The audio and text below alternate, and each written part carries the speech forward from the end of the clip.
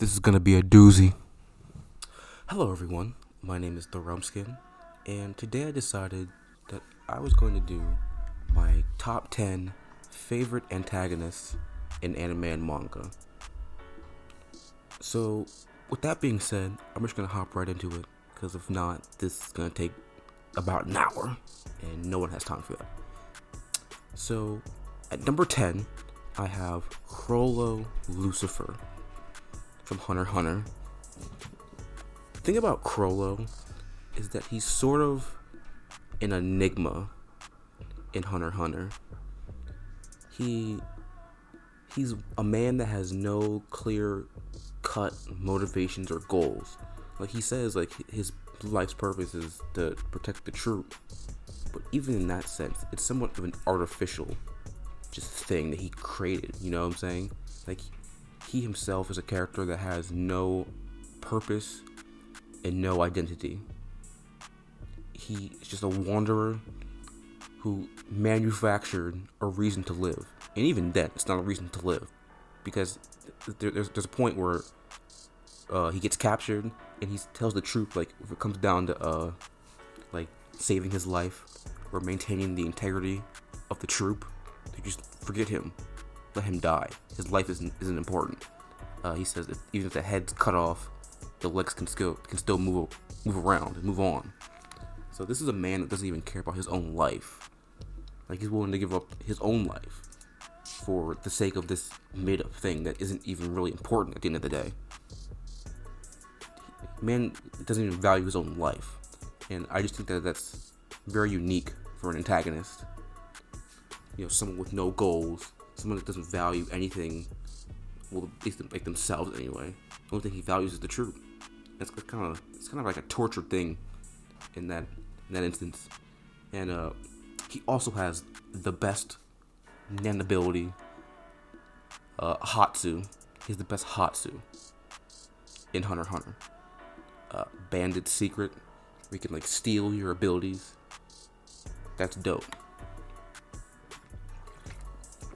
So yeah, Chrollo is just a really cool character.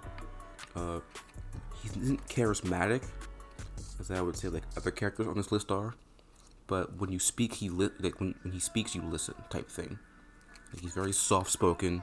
When he talks, like you listen to what he's saying, right? And with that being said, moving on. So I don't know how people are gonna feel about this next one. At number 9, I have Stain, Hero Killer Stain from My Hero Academia. And I know you're probably thinking, it's like, what? Stain? Like, he would be like any top 10 of mine. Fight me. But, no, seriously.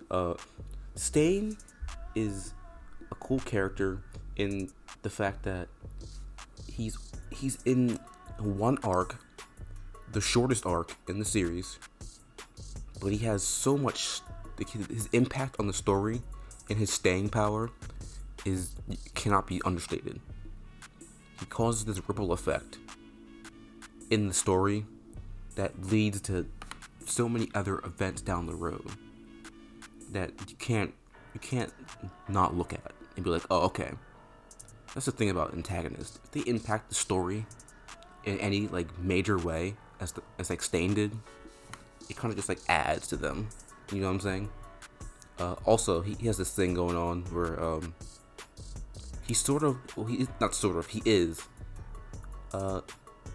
he is a self-righteous psychopath who is his goal of making the name hero mean something again is just such a unique take on the villain trope.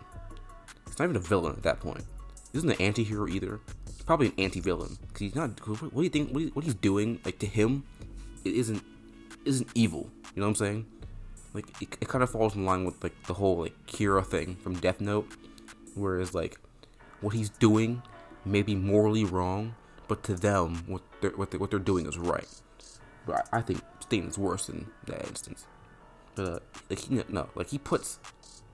he worships All Might as like his benefactor It's like his Jesus figure. And if a hero doesn't meet that standard, then he kills them. Straight up kills them.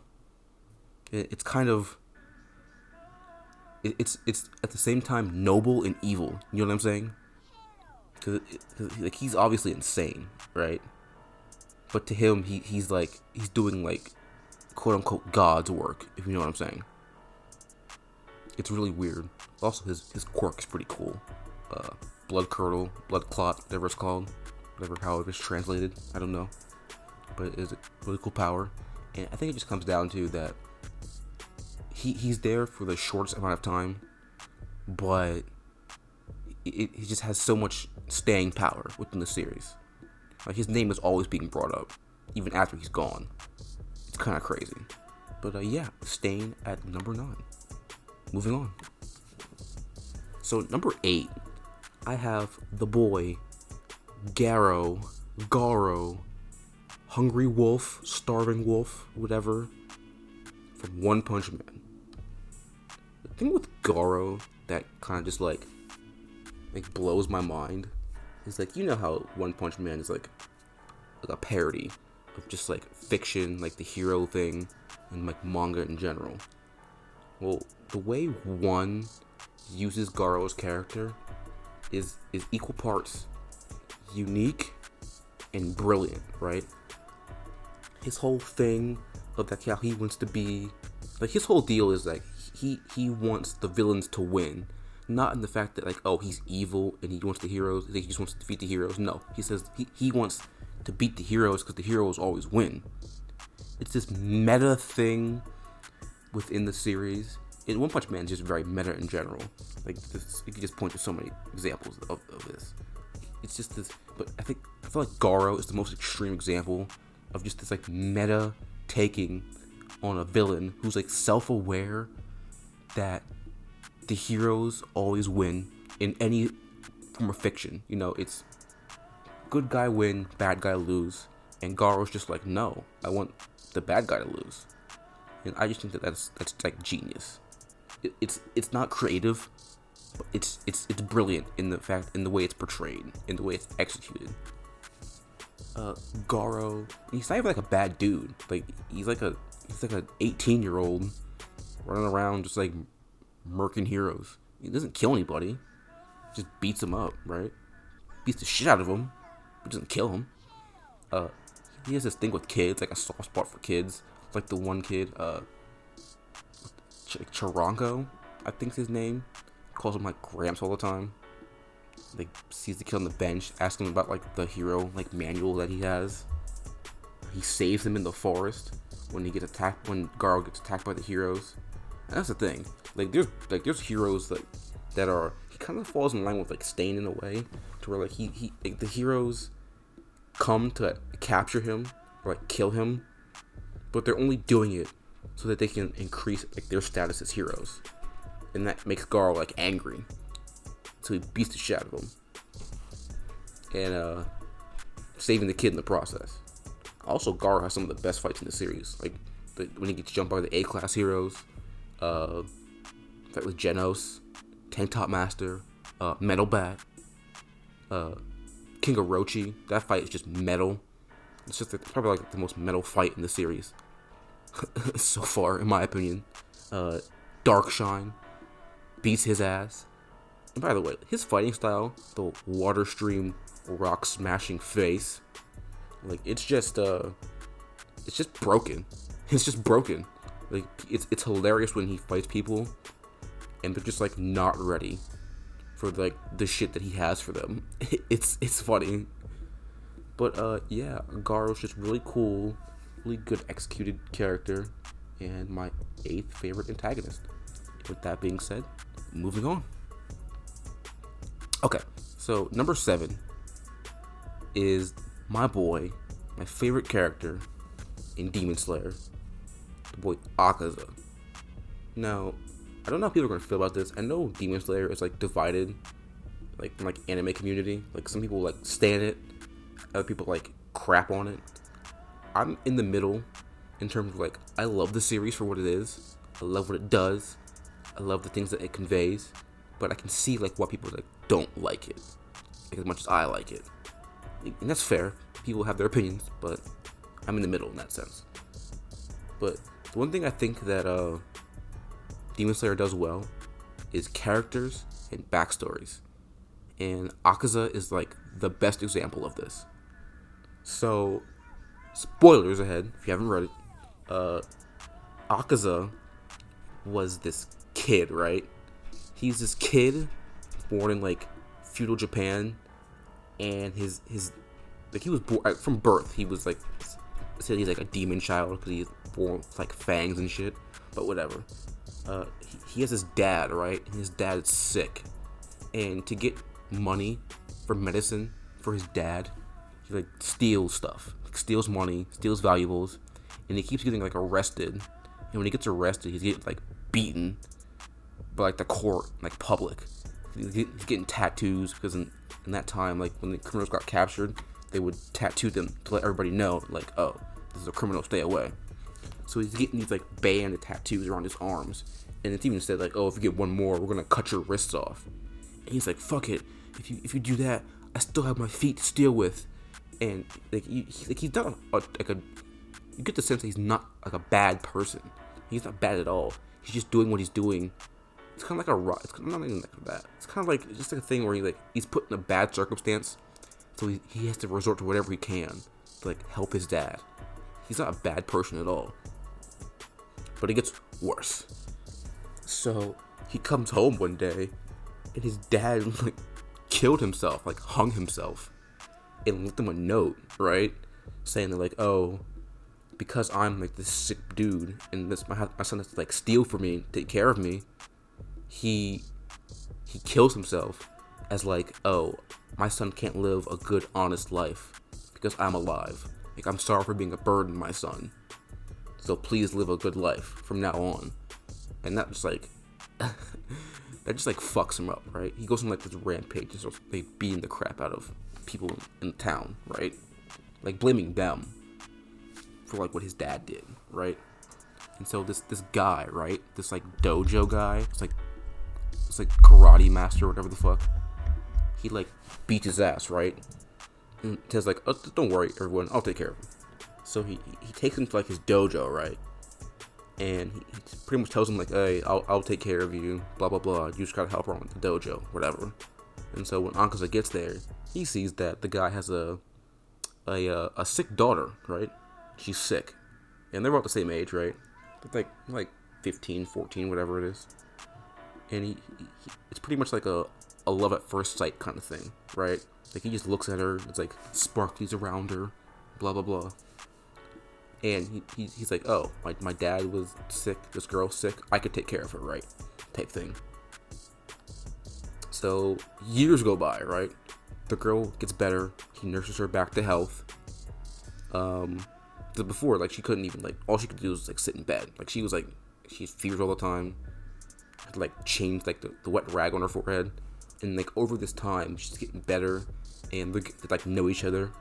And by the time like he's like 18 and she's like 16, 17, I think, the dojo master like offers him like her hand in marriage, right, type thing. And of course she says yes.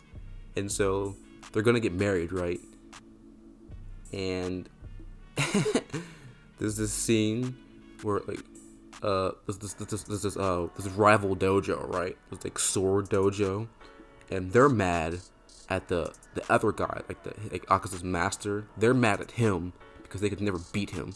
He's the master of like this like unarmed like fighting style, right? And they decided to get back at him. They were gonna poison like the well at their dojo, right? So the master dies, his daughter dies.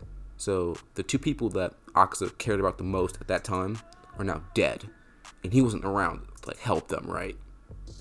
So he just like loses it, right? Someone tells him, and he just murders the other dojo. I think it says that there's like 70 something people that he just like destroys with no weapons, just destroys them with his hands. And it's really it's described really gruesome. Like it's like cracking their skulls, mashing their guts. It's brutal, right? So Muzan pops up like, oh shit, like I was told there's a demon here, but it's just like a human, right? Type thing. And Akaza's just like, bro, I don't care who you are, get out of my way, leave me alone, type thing. Like, he's just not for any of the bullshit. So Muzan offers him to be a demon. Akaza takes it, and at that point, after he becomes a demon, mind you, he's like 18 when all this stuff happens. Like, he's still a child, pretty much. So he becomes a demon, and it warps him. It warps his personality for like the worst, right? Like, he has this thing to where it's like he hates weakness, he hates weak people. Like, he says the people who are weak make him sick, right? But I feel like that's not even like him. I feel like that's like the demonization, like warping his mind and his brain, right? I feel like it's a thing where it's like everyone in his life who was weak died, right? Like his dad died, the girl he loved died, his wife, and it's kind of like this thing there was like, I need to become the strongest there is, so I don't have to worry about the weak anymore, type thing. And it's even weird because when he becomes a demon, he like doesn't eat women. Like, he refuses to eat women. I think it says that like because like they're weak, but I just think it's like a subconscious thing to where like he just can't eat girls because of his wife, right? It's kind of sad in that aspect. But yeah, I just think like his hate for weakness is the fact that like people who are weak in his life all died, and he couldn't do anything about it, right? So it's like, I need to become strong, so I don't gotta worry about that. I'll become the strongest there is, type thing. And it's this really powerful scene, whereas like where he's fighting Tanjiro, right? Tanjiro and Gyu, and he's about to be defeated, right? Like, Tanjiro cuts his head off. He's about to die, but his head like starts to grow back. Like, that isn't supposed to happen, right? Like, his head was gonna grow back, and he was gonna keep fighting them, right? And it's this thing where like he has this like vision, like as his head's growing back, of his wife, and she just asks him like, what are you fighting for? Like, what else do you have to fight for, type thing. And Akaza kind of has like this like existential crisis, to where he's just like, what am I fighting for? Like, why am I still here? Like, there's nothing left for me in this world. And so he kind of just like lets himself die, kind of thing. It's really like poetic, I feel like. And he's just cool, right? He's just a savage. It's funny because in Demon Slayer, people like the Demon Slayers like use swords and like these crazy like sword techniques, and these demons are flying around with these like it's like weird magic, doing this crazy shit, right? And Akaza's just throwing hands, right? He's just throwing hands and feet. It's hilarious. Like, these guys are just, everyone else is going around using this crazy like shit. He's just throwing hands. It's funny. It goes back to his master making him like teaching him like that martial art. To where like now that's like his demon like blood magic. It's kind of cool. It's savage. So yeah, Akaza, my favorite character in the series. Love him. And that being said, moving on. So number 6, okay? Number 6, the OG, the boy, Wrath, right? King Bradley from Fullmetal Alchemist Brotherhood. So Wrath is probably not even probably, he is my favorite character in Fullmetal Alchemist. He starts out as the Führer, just like this unsuspecting like old man, but you get it's pretty much laid out that like, yeah, there's something like going on with this guy. Like, they make it very obvious that yeah, he's different, right? And so you find out that he's a homunculus, right? And he's different from the other homunculus. Like, the other homunculus have like they have like the Philosopher's Stones have like multiple souls in them, so they can regen. They have these crazy powers, right? Wrath doesn't have any of that, right? Like, he has no regen. Like, the soul in his Philosopher's Stone is just one soul. It's his soul, right? Like, he ages, he takes damage, he takes damage, and he can't heal, right? Like, more than like a normal human. He's pretty much a normal human he's kind of like Captain America in a sense where he's like 100% like peak of like what a human could possibly be, right? Like his physicals are like, he's like Captain America in that sense, but he still ages, right? But the one thing he does have is the most broken power in the verse. Might be like exaggerating a little bit, but the way it's presented, it's pretty broken, right? He has the ultimate eye, right? And the ultimate eye, what that is it's pretty much, I like it like Sharingan, right? So what it does is it lays out probabilities, right? Like the best probability and possibilities that you could go through to like fight or escape type thing, right? So this train is falling, right? As an example, this train's falling into like this like ravine below, right? And as the train's falling, like the train's already like mid-air, right? It's falling, he sees like debris, and the eye like lays out like how he can best escape, and he does it by jumping off the falling debris, right? It's not even like, oh, like enhances his stats, right? His body has to react to what the eye is telling him. So he's just hopping off debris while this train's falling. He fights greed, and naturally greed would probably be able to like beat him, right? But the eye, like as he's like forming his shield, like the eye is like tells him like weaknesses in people also, right? Like weaknesses in like people and like objects, right? So he's fighting greed, and as greed's like forming the shield, he just runs up and cuts his arm off, as in like he knows the shield's about to like form, and his eye is like, well, cut his arm off before the shield can fully form type thing. And it's just dope, right? It's kind of busted. Like imagine like him in his prime, he'd be the strongest character in the series aside from like Father. Like he'd murk everybody. He has so many like cold lines too. Like he says so much cold shit that you just gotta respect it, right? Like he has this line where he's talking to the Ishvalans, and they're talking about like, oh, like take our lives for like the rest of this country, right? Like take us, don't kill the whole country, type thing or whatever.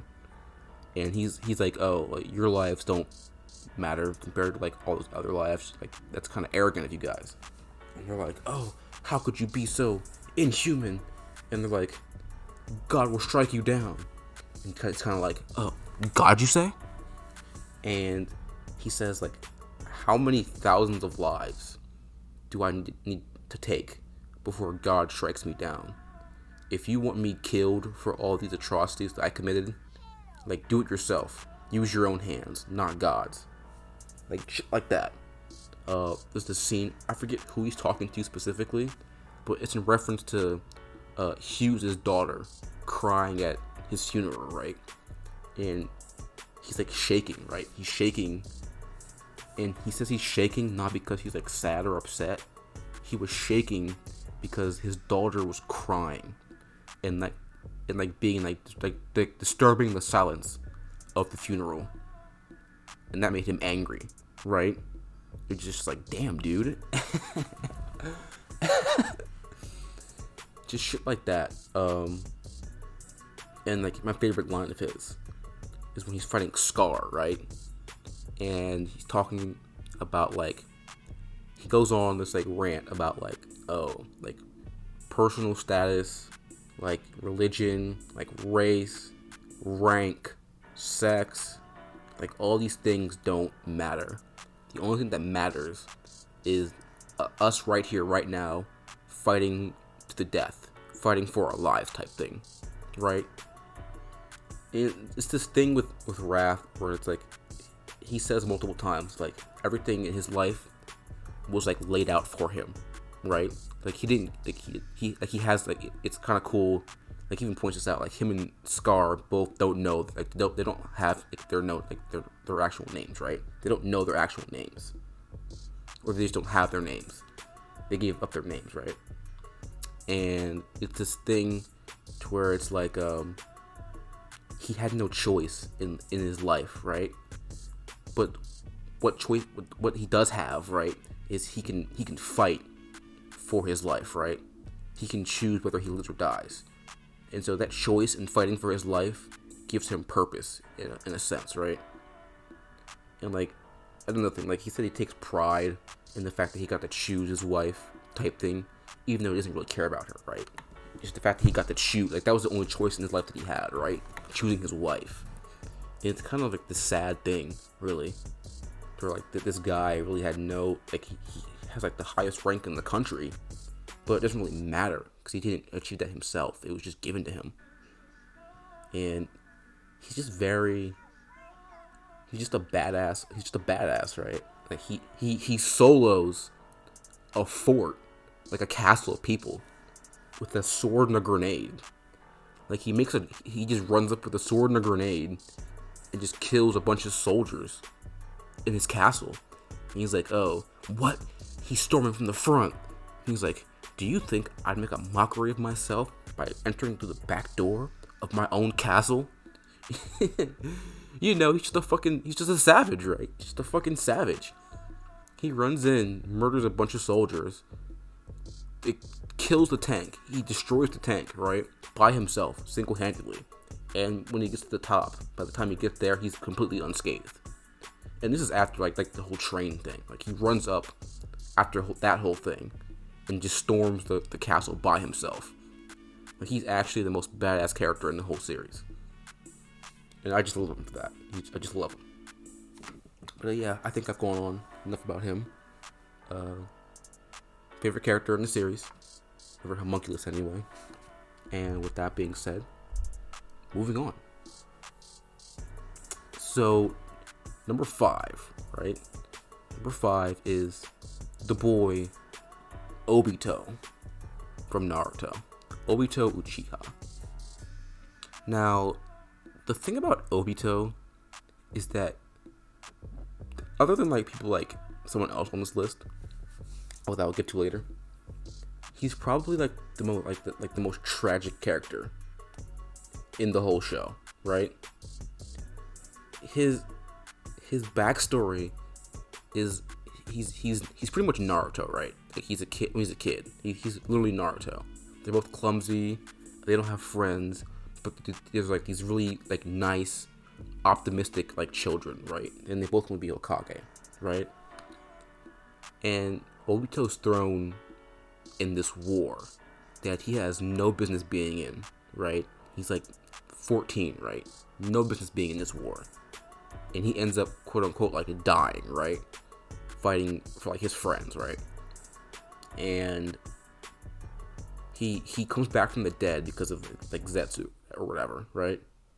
And he sees Kakashi killing like the girl that he like loved, okay? And that kind of just like screwed him over, right? Like he just like lost it at that point.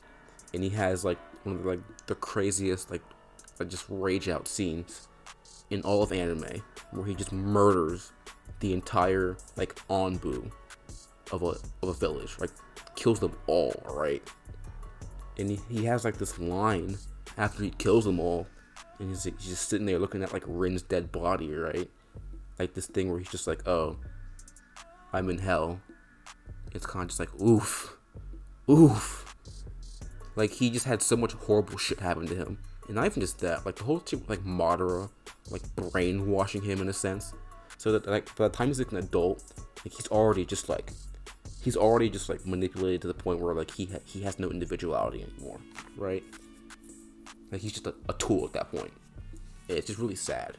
But I think like the saddest thing about Obito is the fact that like when he dies, he dies as like a martyr to the world, right? Like to Naruto and them, like he dies a good guy. He tries to like help them at the end, right? But that's only like 5 people, right? To the whole world, Obito dies like this horrible like terrorist who started a war against the whole world. He dies a piece of shit, right? So it's like this really sad thing for like this kid with all the optimism in the world, and he dies as a scumbag to the rest of the world. I just think it's so tragic, because Obito really had like he started out like he's an orphan. That's the thing. I think he was an orphan like Naruto, part of the Uchiha clan. He was an orphan. He had no family. He was just like this but like, even still, he was like the nicest kid possible. But like through like all this like manipulation, he just ends up being like this like scumbag. This guy who's just like, I just don't give a fuck about anything anymore. Like the world's shit, and I'm going to fix it because it's just so bad that it needs to be fixed. Right? I don't care who I have to kill. It needs to be fixed, and I just love his character. Right? It's very misanalyzed to me, right?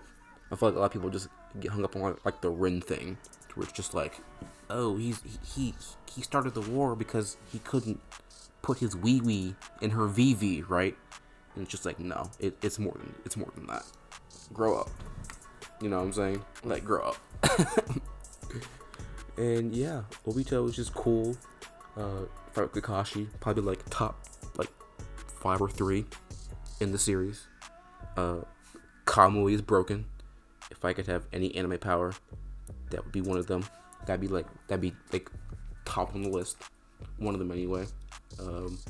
I need it bad. Yeah, that being said, moving on. So number 4, right, is the man, the myth himself, Griffith from Berserk. Now, the thing with Griffith is, I feel like people just like hate him, but they don't know, like they know why they hate him, but they don't really understand like him as a character, right? Like, yeah, there's like the whole meme of like, oh, Griffith did nothing wrong, and obviously that's not true at all, right? He obviously did, but it's this thing to where like if you've read the series, you should know. Like, you should be able to look at it and see like why he did the things that he did, right? Aside from like that one thing, which was just like him flexing, but we're not gonna talk about that. But you know what I'm talking about. But like it's pretty much like laid out from the beginning that he has his goals and ambition, right? And he doesn't care about anything else but achieving those goals. Like that witch tells him that he's bound, like he's destined to have his own kingdom, right? So he kind of like just takes that as like this poor child and just like runs with that, right? And so he's doing everything he can to just like achieve this goal, right? So when he's met with the God Hand and they pretty much like offer him like the power to do so, like he does it. And it's not even just that. When he goes into like he talks like that thing, like that giant heart. It's during the eclipse when he's being transformed into Femto, I think, where he's talking to like the gigantic heart, and it's called like the idea of evil, I think. And it's pretty much just like all of like the malice and evil in like human beings manifested into this gigantic like being, right? This metaphysical like heart, right? And it's like quote unquote like God type thing. Like that's probably like Mura's interpretation of like the God of this universe, right?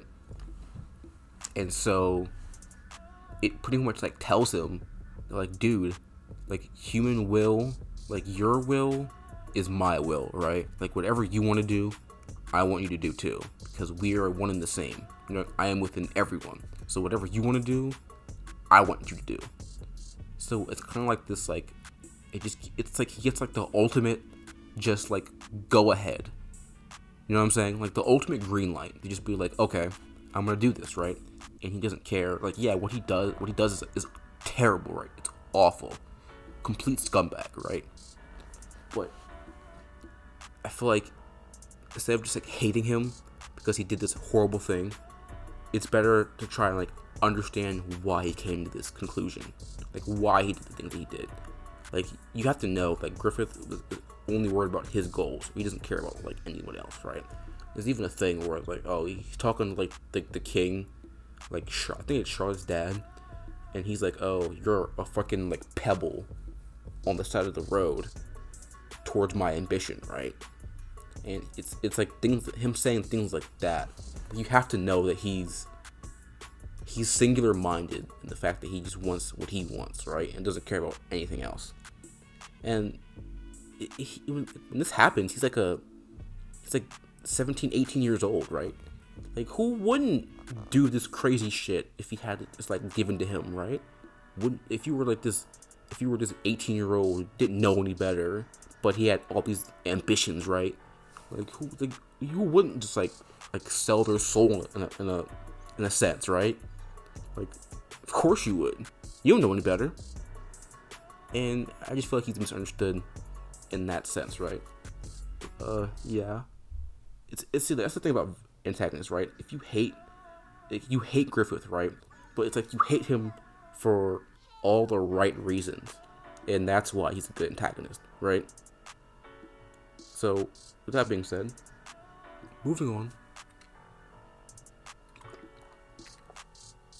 So, number 3, I have the boy Pain Nagato from Naruto.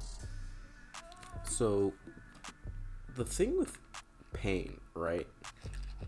Pain is one of those characters where it's, again, falling back to like the whole Kira thing from Death Note, where you know that what he's doing is wrong, but you understand like why he's doing it, right? Like, his motivate, like, first of all, Nagato's back. Like, his childhood was terrible, right? Like, he had his village, like, he had his village, like, fucked over. His parents were killed in front of him. He was wandering around as an orphan, with, like, his two friends. And he kind of had it shit from the beginning, right? He kind of just had... He had a bad hand dealt, right? And it just gets worse and worse as he gets older. You know, all this other shit happens. He had to kill. Well, he didn't kill him, but Yahiko like killed himself like through him, right? And it's just things like just that just like kind of like started the whole like Pain thing, right? So he starts the Akatsuki, and through like this Pain persona, right? He says that he's gonna cleanse the world. Like, he said, like, if we all, like, this whole cycle of hatred thing, you know what I'm saying? Like, oh, if I will show the world pain, and when we all feel pain and realize that we don't like pain, then the world can know peace, right? Like, if everyone feels the same, then we can all work towards changing it, right? Because the world is just so fucked up at this point, and he doesn't want to see it anymore. So he's like, I will start this like terrorist organization, right? I will murder these people to see the world a better place, right? It's like commit evil now for the good later, right? But to him, it's not evil. It's just like what he has to do, right? And he just like the cycle of hatred speech is just like one of the best things like in anime and manga. Like, it's just great. Pain is so charismatic. Like, when he speaks, you listen and you understand like, why he's doing what he's doing. And his fight with Naruto, like their clash, it's like Naruto's like, I'll change the world, right? And Pain's kind of just like, oh, like, how are you gonna do that? And Naruto's kind of just like, oh, like, how do I do that? Type thing, right? And it just like it's kind of just like, it just sucks because the way Pain gets taken out, you know, just the whole like, just bring everybody back, or Nagato, I guess, bring everybody back, and it's like, okay, I'll do that. It's kind of dumb, but whatever. But overall, he's just like Kishimoto. Like he's like an average like author, but Pain is one of his like strokes of like genius, right? Like just one of them, right? there's a couple, and Pain's like the best example. He is the best antagonist in Naruto, right? And comes at number 3 for me. So with that being said, moving on. So number 2, the big boys, right? I have Doflamingo, Don Quixote Doflamingo from One Piece. Aside from Zoro, my favorite character in the series. Dofi is like everything that I want in an antagonist, right? He's got the backstory down, he's got the motivations down, got the personality down. He's strong, and you understand like he's just so compelling, right? And not compelling, is like he's just charismatic, right? Like you just love when he's on screen, like things get way more interesting, right? Dofi, I'll start with his backstory, right? He's this celestial dragon, right? Like the son of the celestial dragon, right?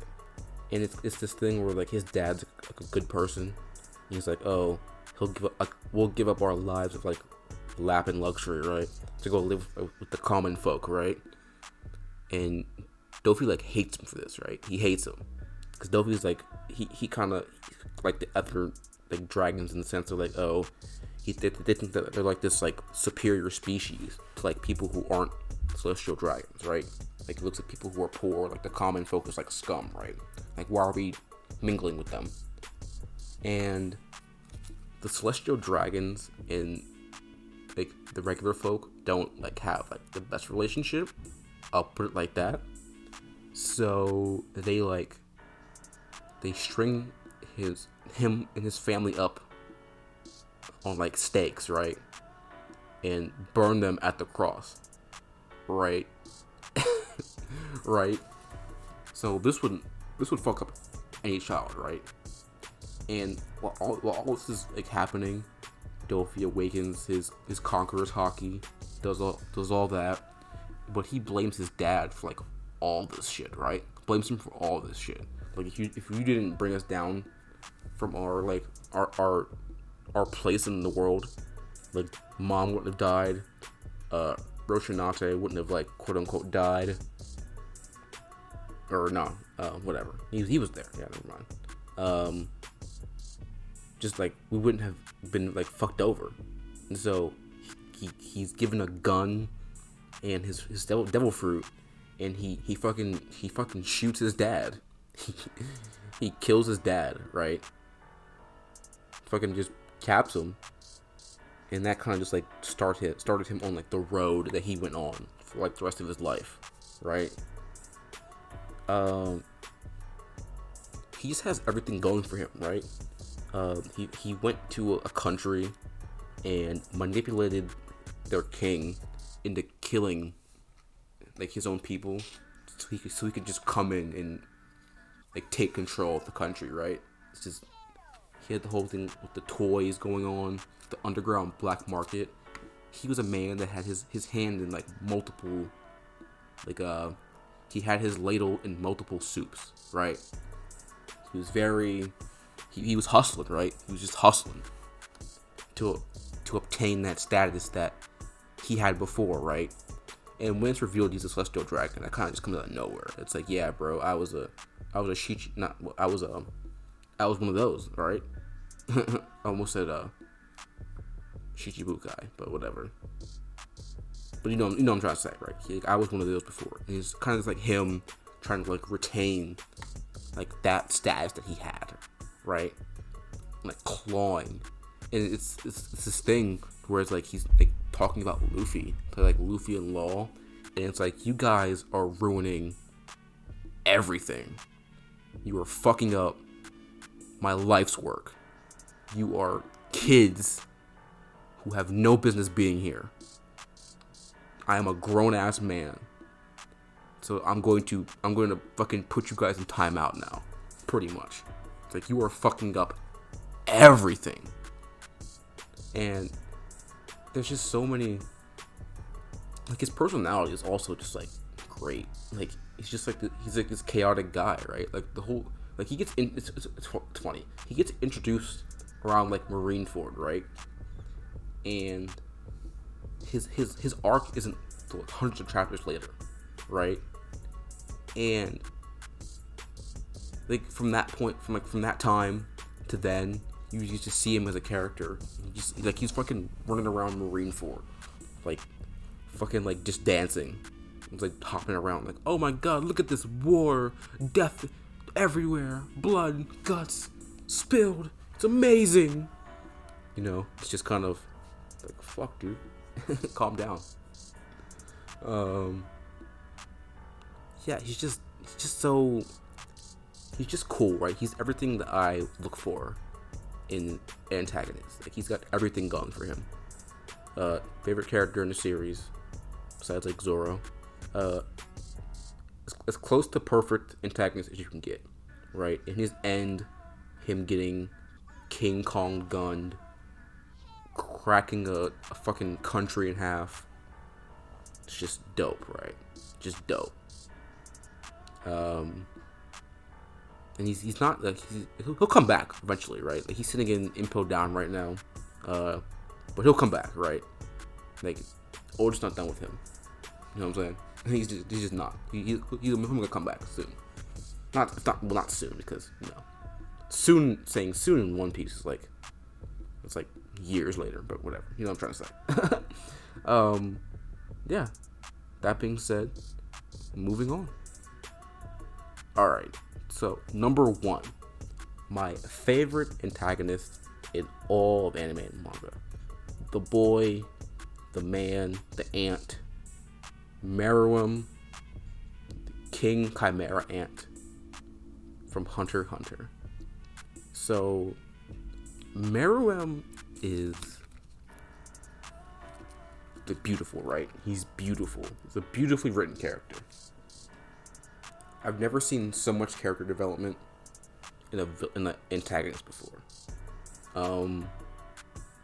He starts out as just like he's literally born and just pure evil, right? Like imagine being literally born yesterday and you're just like you're being told like, or you already have it in your head that you are the pinnacle of like human, not human, but just like evolution in general. Like you are the peaks, you are the superior species to everything. You are the best at everything.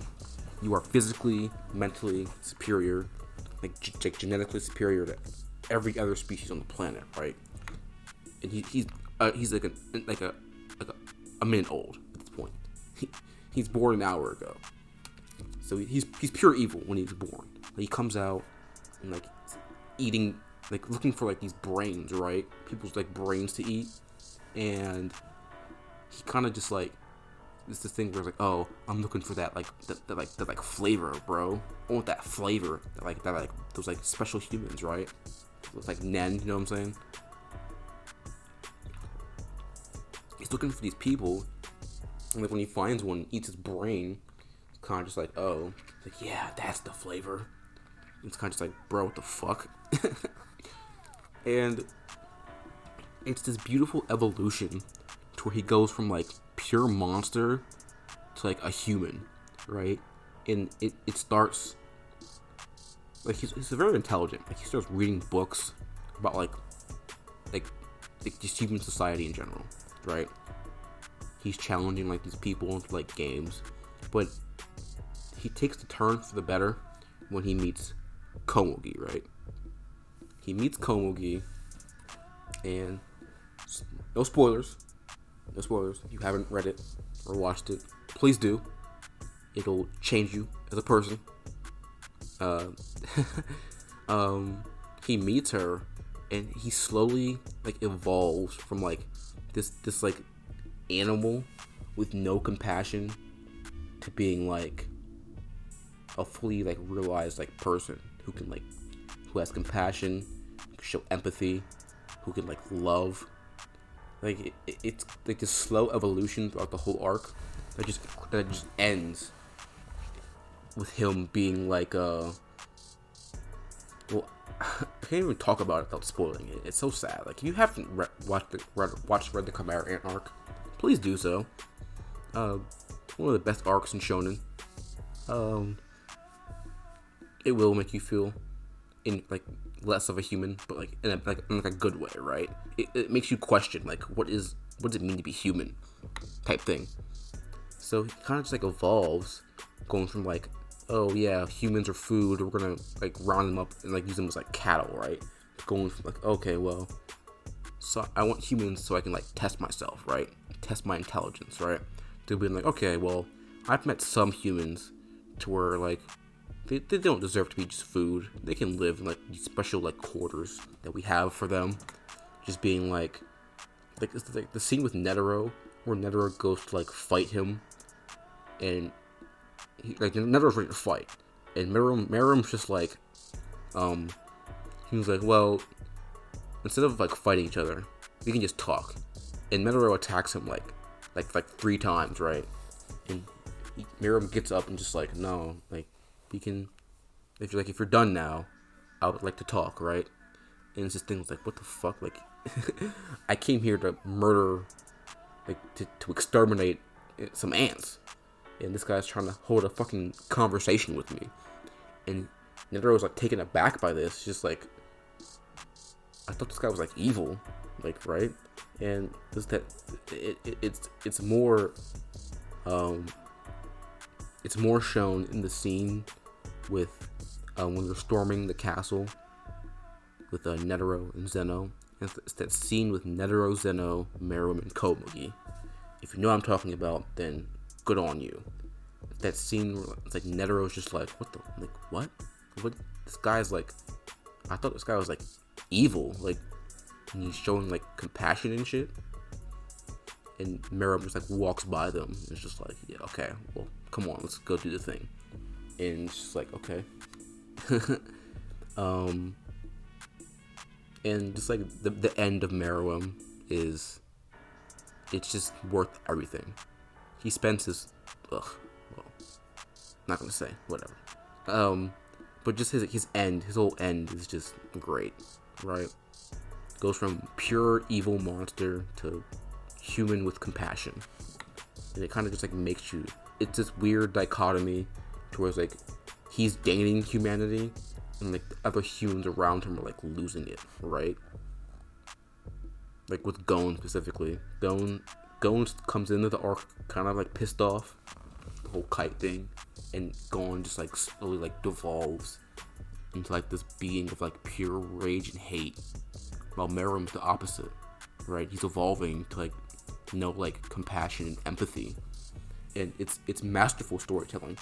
It honestly is, and that is why Meruem is my favorite antagonist in anime and manga. That was my list, guys.